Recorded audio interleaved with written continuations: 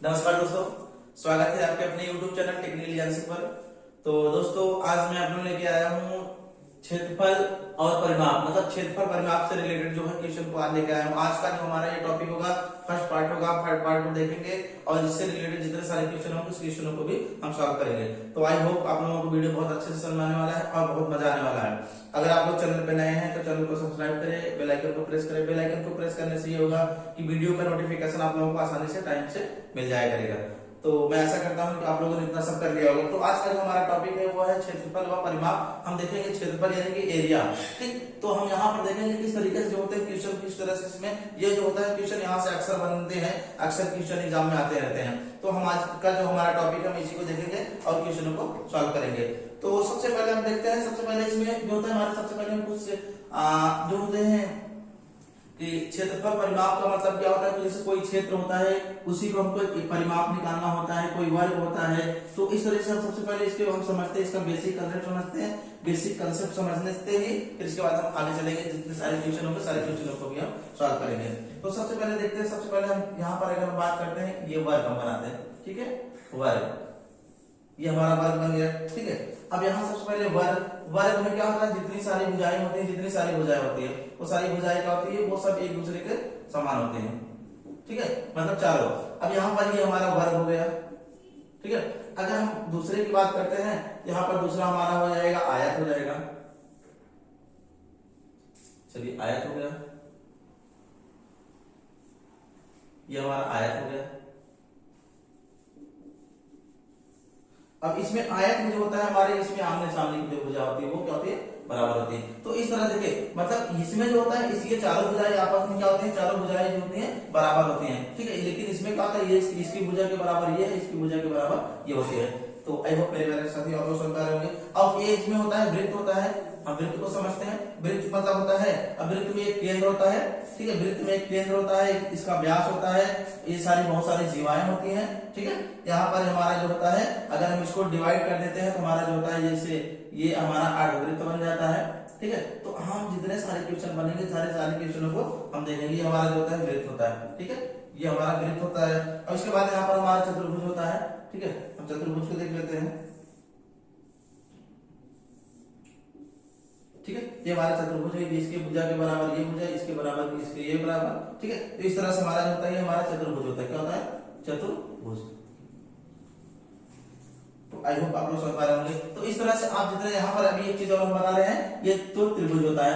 तो यहाँ पर हमारा एक त्रिभुज होता है, ठीक है। अब यहाँ पर त्रिभुज जो होता है हमारा समकोण त्रिभुज, समबाहु त्रिभुज। इसके बाद यहाँ पर ये हमारे जो होते हैं त्रिभुज होते हैं, ठीक है। तो ये हमारा त्रिभुज हो गया, ठीक है। तो ये हमारा, हम इन्हीं सब के बारे में आज हम इसको चर्चा करेंगे। तो अगर आप लोग चैनल पे नए हैं तो चैनल को भी सब्सक्राइब कर लीजिए।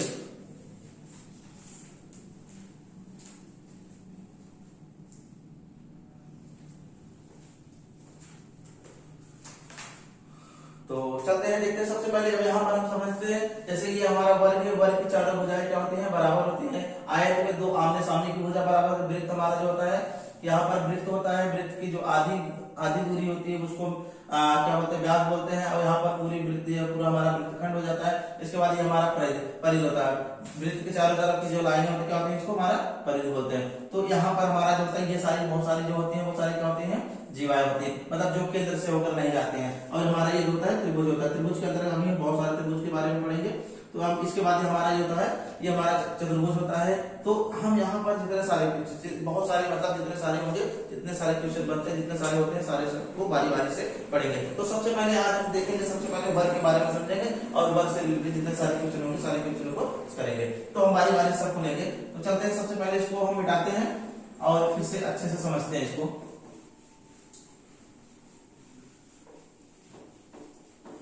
बेशक तुम मेरी मोहब्बत हो।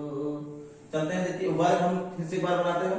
वर्ग आप लोग भी बनाना सीख लीजिए। अब यहाँ पर मान लीजिए हमारा ये वर्ग बन गया, ठीक है। ये हमारा वर्ग बन गया। अब वर्ग में जितनी सारी दूरियां होती हैं, सारी दूरियां जो होती हैं वो क्या होती हैं, समान होती हैं।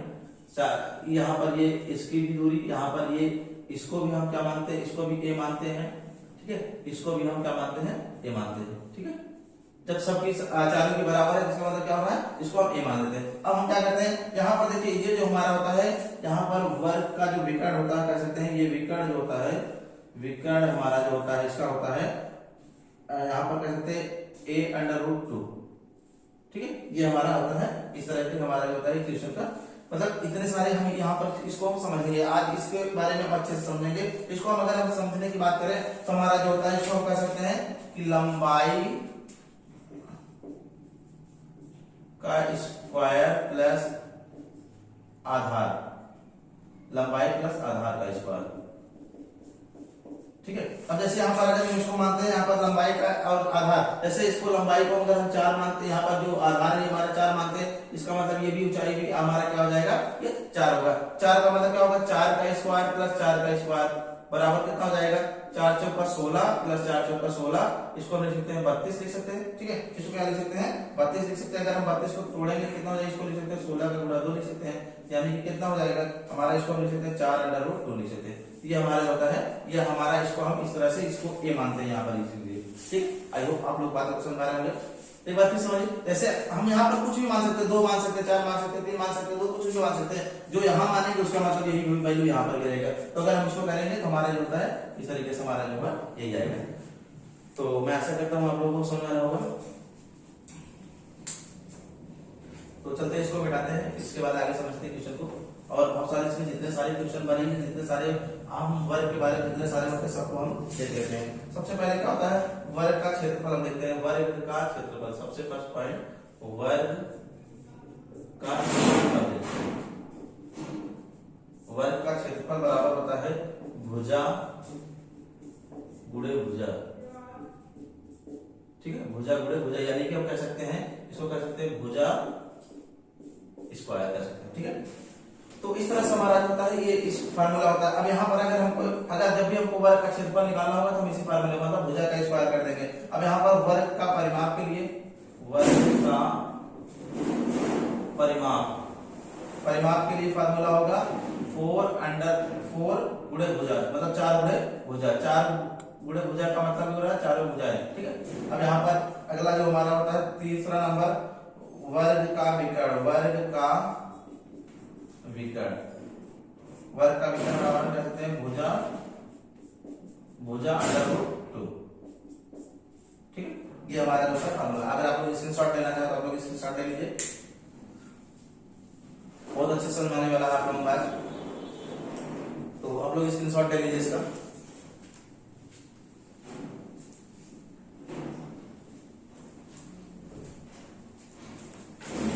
तो चलते हैं, आई होप आप लोगों ने इतना सब समझते होंगे। अब चलते हैं कुछ क्वेश्चन इसमें देख लेते हैं। अब हमारा इसको हम कुछ क्वेश्चन को देखेंगे, क्वेश्चन को सॉल्व करेंगे, इसको थोड़ा मिटाते हैं। ये तो बेसिक था इसका। अब हम इसको कुछ क्वेश्चनों को भी सॉल्व कर लेते हैं। अगर क्वेश्चन सॉल्व कर लेंगे तो हमारा जो होता है कंसेप्ट जो है पूरा हमारा अच्छे से क्लियर हो जाएगा। तो जैसे हमारे पास कुछ क्वेश्चन हो गया कि किसी वर्गाकार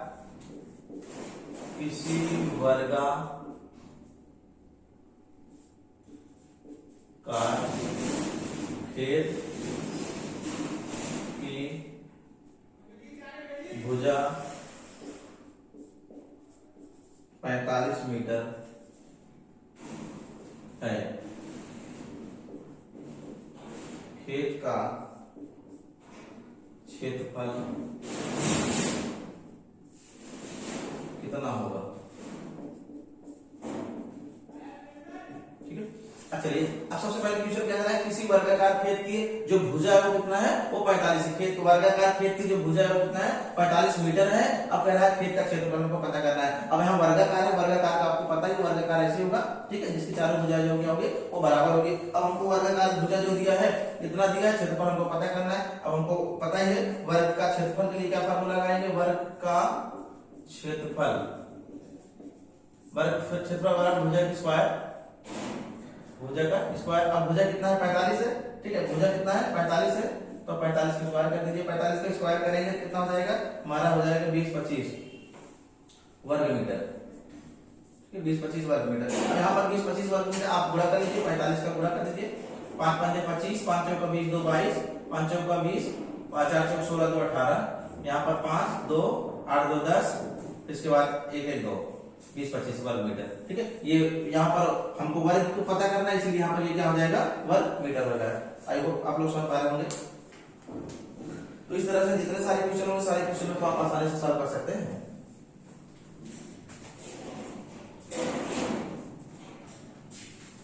नोट कर लीजिए आप लोग। चलते हैं अगले क्वेश्चन पर, चलते हैं, इसको मिटाते हैं। तो इस तरह से जितने सारे क्वेश्चन होंगे सारे क्वेश्चनों को आप आसानी से, बिल्कुल अगर आप यहाँ से कंसेप्ट आप समझ गए, आप सारे क्वेश्चनों को आप आसानी से सॉल्व कर लेंगे। तो ये हमारा पार्ट 1 है। अभी इससे रिलेटेड जो है और भी क्वेश्चन हम लाएंगे जो है पार्ट 2 में। तो अभी हम कुछ क्वेश्चन इसमें देख लेते हैं जो इंपॉर्टेंट होते हैं कि एक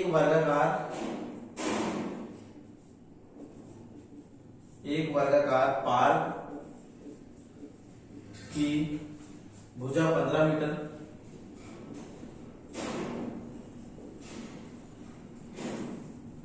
है। इस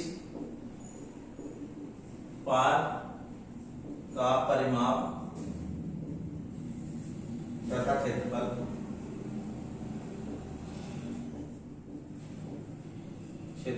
ज्ञात करें।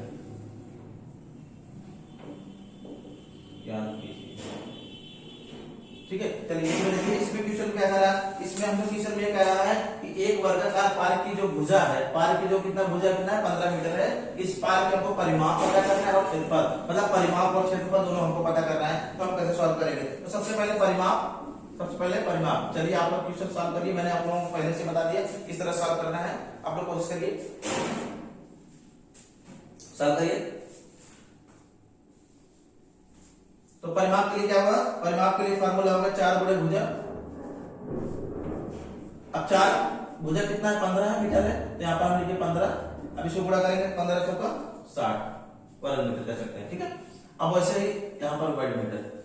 अब अगर हमको क्षेत्रफल पता करना हो, क्षेत्रफल के लिए क्या करेंगे, क्षेत्रफल के लिए क्या करेंगे, अब यहाँ पर 15 मतलब भुजा स्क्वायर होता है, भुजा स्क्वायर का मतलब होगा 15 का स्क्वायर। 15 का स्क्वायर बराबर कितना है, 15 15 में 225 वर्ग मीटर। ठीक है, तो आई होप आप लोग समझ आए होंगे। तो इस तरह से आप यहाँ से आसानी से क्वेश्चन को सॉल्व कर सकते हैं। जितने सारे क्वेश्चन बनने के चांस होते हैं, जितने सारे क्वेश्चन होते हैं, सारे क्वेश्चनों को आप यहाँ से आप आसानी से सॉल्व कर सकते हैं। अगर आप लोग वीडियो अच्छा लगा तो आप लोग चैनल को सब्सक्राइब करें, वीडियो को लाइक करें, शेयर करें, कमेंट करें। Thank you for watching, best of luck.